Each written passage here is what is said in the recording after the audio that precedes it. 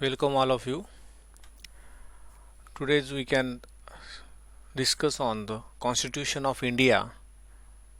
I am Professor Dr. Atul Arsure to focus on the two articles or two sections in our constitutions is a very important.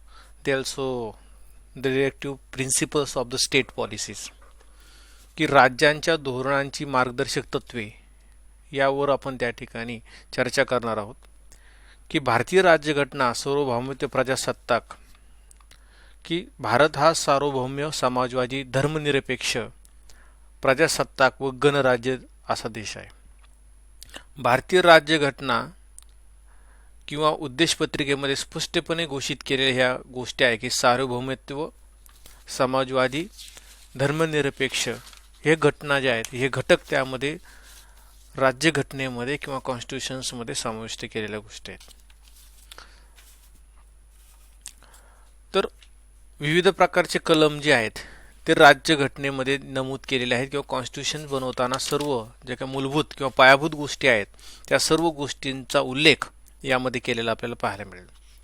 साधारणपणे संविधानाने घालून दिलेले सर्व जे काही कलम आहे किंवा आपण ज्याला आर्टिकल्स म्हणू शकतो त्यामध्ये विविध घटकांचा समावेश जो आहे तो त्यामध्ये केलेला आहे. यामध्ये मूलभूत हक्क जो आहे त्याचा देखील उल्लेख केलेला आहे. धर्म स्वातंत्र्याचा हक्कावर उल्लेख केलेला आहे.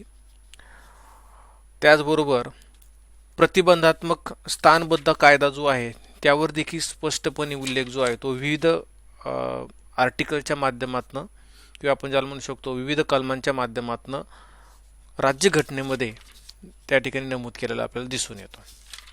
साधारणपणे की फंडामेंटल ड्युटीज किंवा मूलभूत कर्तव्ये जे आहेत यांचा स्पष्ट उल्लेख यामध्ये आपल्याला केलेला पाहायला मिळेल की मूलभूत कर्तव्य भाग 4 कलममध्ये कलम त्या ठिकाणी 51 मध्ये स्पष्टपणे सांगितलंय हक्क हा जसा व्यक्तीचा समाजावर दावा आहे त्याचप्रमाणे कर्तव्य हा देखील समाजाचा राज्याचा व्यक्तींवर दावा होय. म्हणजे व्यक्ती आपल्या हक्कांसाठी जसा झगडते किंवा ज्यावर तत्पर असतेच त्याच पद्धतीने तत्परतेने व्यक्ती आपली कर्तव्ये देखील बजावली पाहिजेच. म्हणजे फक्त राईट्स नाही तर ड्युटीज ज्या आहेत त्या देखील त्या ठिकाणी प्रत्येक व्यक्तीने राज्यघटनेने त्यांना सांगितलेलं आहे. आपल्या देशाच्या कॉन्स्टिट्यूशन्समध्ये उल्लेख केलेला आहे. जसे कर्तव्य आहेत तसेच त्या ठिकाणी फंडामेंटल ड्युटीज आपली कर्तव्य जे आहे ते देखील बजावणं त्या ठिकाणी महत्त्वाचं आहे. म्हणजे मानवाच्या हक्कांसाठी झगडणं हे देखील त्यामध्ये अभिप्रेत आहे. संविधानाचे पालन करणे व त्याचे आदर्श व संस्था राष्ट्रध्वज व इतर राष्ट्रगीत यांचा आदर करणे हे देखील आपले त्या ठिकाणी कर्तव्य आहे, ड्युटी आहे. ज्यामुळे आपल्या राष्ट्रीय स्वातंत्र्यास स्फूर्ती मिळाली त्या अशा गोष्टींची जोपासना करणं हे देखील आपलं कर्तव्य आहे. देशाचे संरक्षण करणे व आव्हान केले जाईल तेव्हा राष्ट्रीय सेवा बजावणे किंवा राष्ट्रीय सेवेसाठी पुढे येणं हे देखील एक प्रकारचं कर्तव्य आहे. धार्मिक भाषिक व प्रादेशिक किंवा वर्गीय भेद याच्या पलीकडे जाऊन भारतातील सर्व जनतेने सामंजस्याने बंधुभावाने असणाऱ्या प्रथांचा जे आडकाठी आणणाऱ्या ज्या काही प्रथा आहेत त्यांना बंद पाडणं देखील गरजेचं आहे. आता राज्याच्या धोरणातील मार्गदर्शक तत्वे कुठले आहेत तर साधारणपणे त्या अगोदर आपण जर भारतीय राज्यघटनेचं पाहिलं तर एकंदरीत कॉन्स्टिट्यूशन जे आहे त्याची गरज काय निर्माण आहे किंवा त्याची गरज काय आहे हे देखील तेवढंच महत्त्वाचं आहे.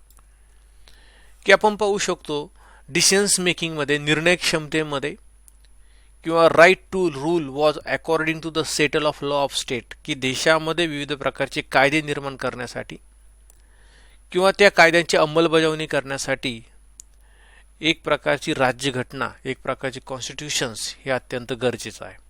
म्हणजे देशाचा कार्य हे अधिक चांगल्या पद्धतीने चालण्यासाठी त्या ठिकाणी अधिक चांगल्या पद्धतीने देश पातळीवर आणि राज्य पातळीवर देखील हे कार्य जे आहे ते अधिक चांगल्या पद्धतीने होण्यासाठी एक प्रकारची सिस्टीम एक प्रकारचं स्ट्रक्चर हे महत्त्वाचं होतं.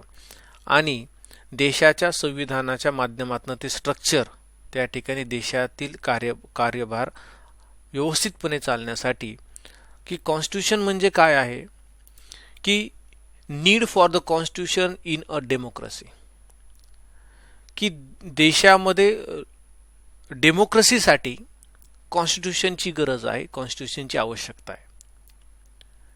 द कॉन्स्टिट्यूशन ऑफ इंडिया किंवा भारतातील जे काही संविधान आहे ते साधारणपणे 1946 ते 24 जानेवारी 1950 या कालावधीमध्ये त्या ठिकाणी असेंब्लीमध्ये त्यावर विविध प्रकारची चर्चा होऊन त्या ठिकाणी central hall of parliament house referred meeting for constitution assemble of India in this hall, की यामध्ये आपण पाहू शकतो स्लाइडमध्ये की यामध्ये साधारणपणे कॉन्स्टिट्यूशनची रचना ऑर्गनाइज ऑफ द कॉन्स्टिट्यूशन जे आहे ते सुरू झाले आहे.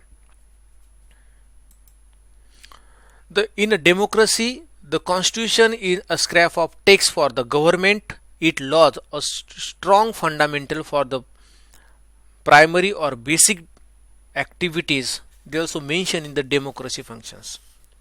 The different laws, the constitution is a supreme law of the nations. की सर्वात उच्च कुठला कायदा असेल तर सुप्रीम लॉ म्हणून आपण त्या ठिकाणी कॉन्स्टिट्यूशनकडे पाहत असतो किंवा राज्यघटनेकडे पाहत असतो.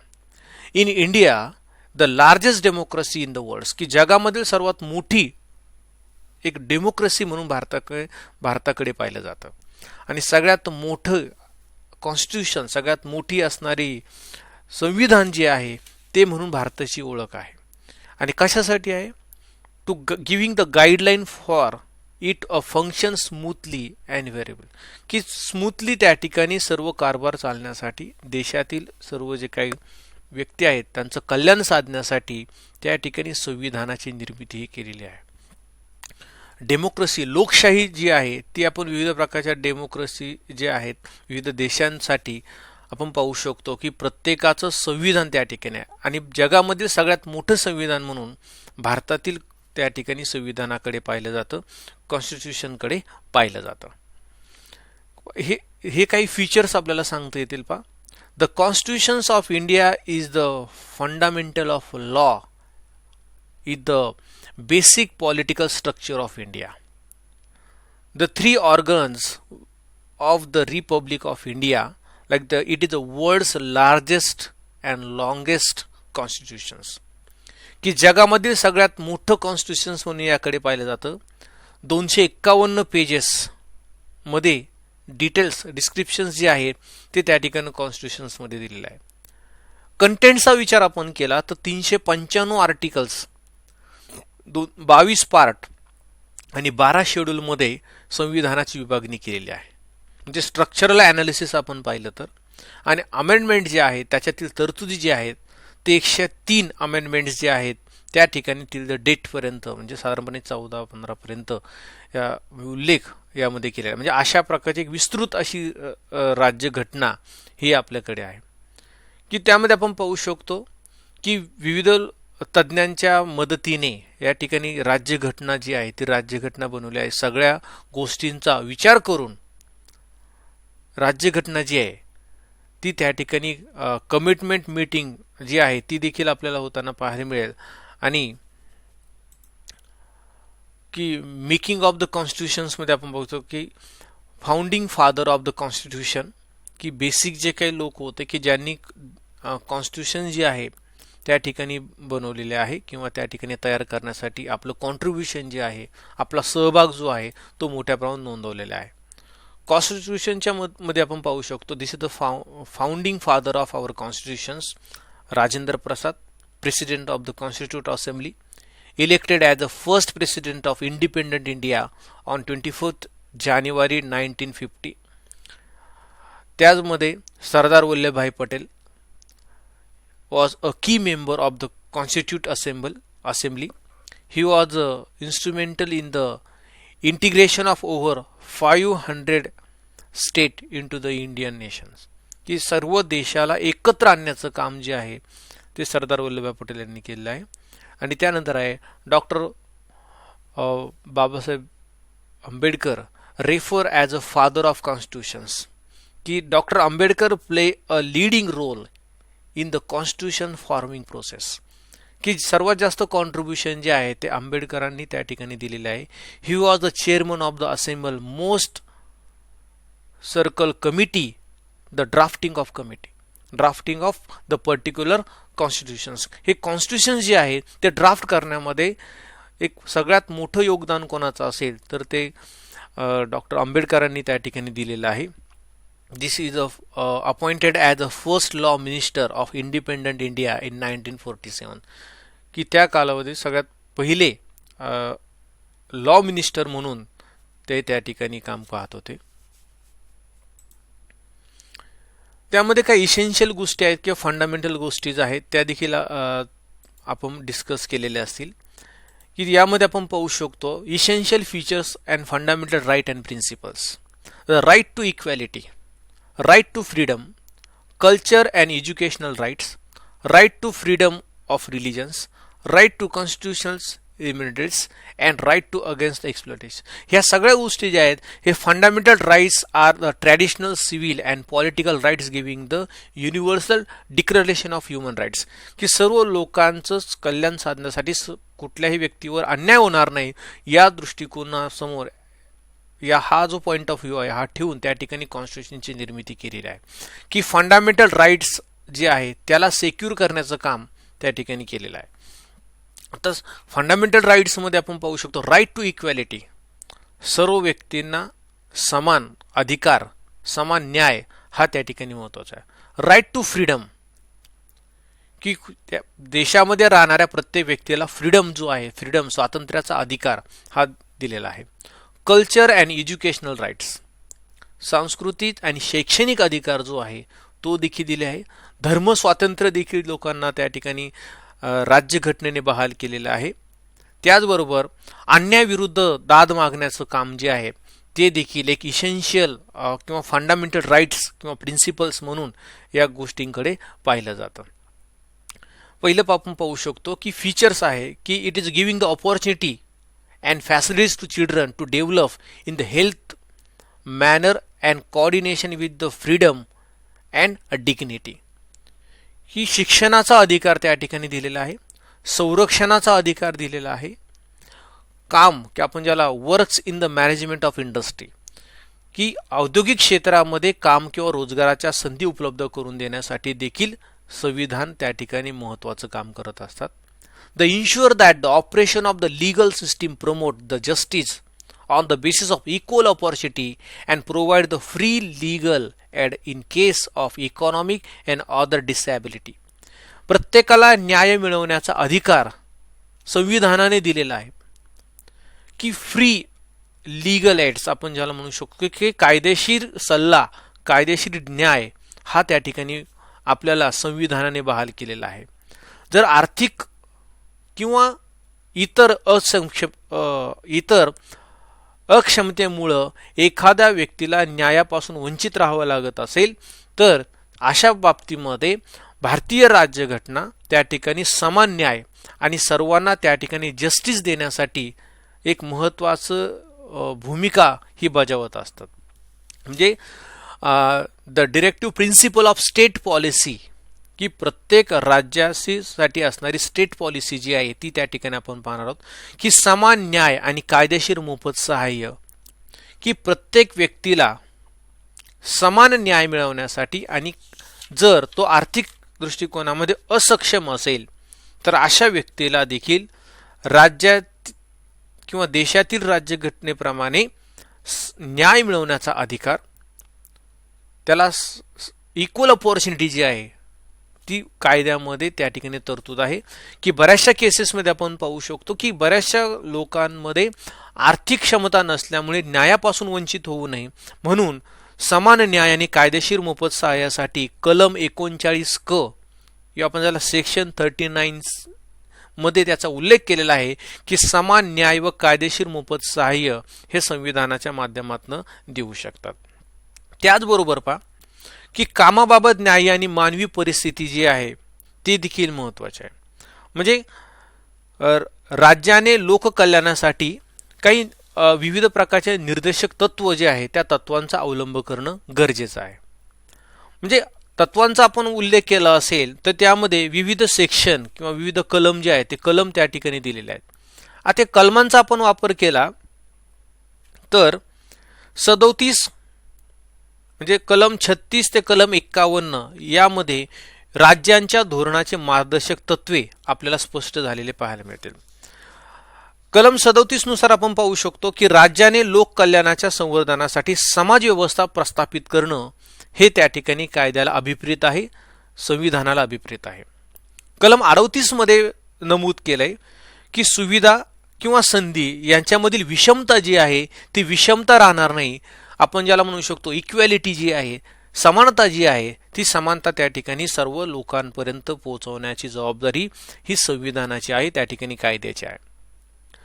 कलम 39 जो आता आपण पाहतोय की राज्याने विविध प्रकारच्या धोरणांची विविक्षित तत्वे जी आहेत ती पाळली पाहिजे. त्यामध्ये कलम 39 कलम क नुसार समान न्याय व कायदेशीर मोफत सहाय्य याची अंमलबजावणी ही त्या ठिकाणी होणं अपेक्षित आहे. म्हणजे एखाद्या व्यक्तीला न्यायापासून वंचित राहावे लागू नये, कारण त्यामध्ये डिसॅबिलिटी आहे, अक्षमता असेल, आर्थिक असेल किंवा सामाजिक असेल किंवा इतर गोष्टींची असेल, तर अशा व्यक्तीला न्याय देण्यासाठी की त्या ठिकाणी शासनाने त्या ठिकाणी किंवा संविधानाने त्या व्यक्तीला अधिकार दिलेला आहे की समान न्याय समानता ही त्या व्यक्तीपर्यंत आली पाहिजे. आणि कलम 39 क नुसार समान न्यायाची भूमिका ही संविधानामध्ये मेन्शन केलेली आहे, संविधानामध्ये समाविष्ट केलेली आहे. कायदेविषयक आपण पाहू शकतो की कायदेविषयक न्यायाच्या बाबतीमध्ये की कायद्याचं ज्ञान किंवा व्यक्तींना संरक्षित करण्याचं काम जे आहे ते देखील इक्वॅलिटी जी आहे ती प्रत्येक व्यक्तीला त्यांनी देणं अपेक्षित आहे. म्हणजे थोडक्यामध्ये आपण पाहिलं तर giving the opportunity and facilities to the childrens to develop in healthy manner in a coordination of freedom and dignity. प्रत्येक व्यक्तीला आदर, प्रत्येक व्यक्तीला सन्मान देण्याचं काम हे संविधानाच्या मार्फत केलं जाते. Ensure that the operation of legal system promotes the justice on the basis of equal opportunity and provide the free legal aids in case of economic or other disability. की सर्वांना समान न्यायाची संधी उपलब्ध करून देणे, समान त्या ठिकाणी ऑपॉर्च्युनिटी उपलब्ध करून देणे ही त्या ठिकाणी फंडामेंटल राईट्स म्हणून आपण कॉन्स्टिट्यूशनकडे पाहतो. It providing the free legal aids. एखादा व्यक्ती आर्थिक किंवा इतर असक्षमतेमुळे किंवा डिसॅबिलिटीमुळे जर न्यायापासून वंचित राहत असेल तर अशा व्यक्तीला संविधानाच्या मदतीने समान न्यायाची संधी उपलब्ध करून दिली जाते. त्याचबरोबर secure a participation of workers in the management of industry. की उद्योग क्षेत्रामध्ये देखील काम करण्याची संधी ही लोकांना त्या ठिकाणी मिळत असते आणि त्याचबरोबर त्यांच्या अधिकाराचं संरक्षण जे आहे ते देखील केलं जातं. Protect and improve the environment and a safeguard forest in the wild life. नैसर्गिक साधन संपत्तीचं संरक्षण करण्याचं काम देखील संविधानाच्या मार्फत केलं जातं. आणि डायरेक्टिव्ह प्रिन्सिपल ऑफ स्टेट पॉलिसीमध्ये या 4 कंटेंटचा समावेश जो आहे तो समावेश केला जातो. यामध्ये 2 कंटेंट अत्यंत महत्त्वाचे, एक म्हणजे समान न्याय आणि कायदेशीर मोफत सहाय्य. एखाद्या व्यक्तीला तो आर्थिक दृष्टिकोनामध्ये किंवा सामाजिक किंवा शारीरिक दृष्टिकोनामध्ये असक्षम असेल तर संविधान त्या ठिकाणी त्याला समान न्यायाची संधी उपलब्ध करून देतात. त्याचबरोबर कायदेशीर मोफत सल्ला जो आहे तो देखील दिला जातो. उदाहरणार्थ आपण पाहू शकतो लोक न्यायालय असेल की लोकांना त्या ठिकाणी न्याय देण्यासाठी अशा प्रकारच्या न्यायालयाची स्थापना ही केली जाते. त्याचबरोबर काही व्यक्तींच्या बाबतीमध्ये किंवा जर आर्थिक क्षमता किंवा आपण ज्याला इतर जे काही डिसॅबिलिटी असेल तर अशा लोकांचं न्यायालयीन बाजू ही सरकारमार्फत मांडली जाते. सरकारमार्फत त्यांना न्याय देण्याचं काम हे केलं जातं आणि हे संविधानाच्या माध्यमातून देखील केलेलं आहे. त्याची तरतूद संविधानामधील आर्टिकल नंबर 39 मध्ये 39 क आपण ज्याला म्हणजे 39C मध्ये याचा उल्लेख जो आहे तो उल्लेख केलेला आहे. त्याचबरोबर सेक्शन 42 किंवा कलम 42 मध्ये आपण पाहिलं तर कामाबाबत न्याय आणि मानवी परिस्थिती जी आहे त्याचा देखील उल्लेख केला जातो. म्हणजे थोडक्यामध्ये आपण पाहिलं तर सर्वांना समान न्याय मिळावा आणि कुणीही कायद्यापासून किंवा न्यायापासून त्या ठिकाणी दूर जाऊ नये, कोणावरही अन्याय होऊ नये म्हणून पब्लिक वेलफेअरसाठी, समाज कल्याणासाठी या गोष्टींचा उल्लेख त्या ठिकाणी केला जातो किंवा न्यायाची संधी जी आहे ती सर्वांना उपलब्ध करून दिली जाते. सिस्टीम आपण पाहिलं, इसेन्शियल फीचर्स आपण पाहिलं तर सर्वात उच्च स्थान जे आहे ते त्या ठिकाणी संविधानाला आहे की सर्व कायद्यांच्या बाबतीमध्ये आपण पाहू शकतो की सुप्रीम लॉ जो आहे तो सुप्रीम लॉ कुठला असेल तो कॉन्स्टिट्यूशन आहे, संविधान आहे. म्हणजे the top most positions in India judicial we can just see the hierarchy, the Supreme Court of India, the High Court and subordinary courts.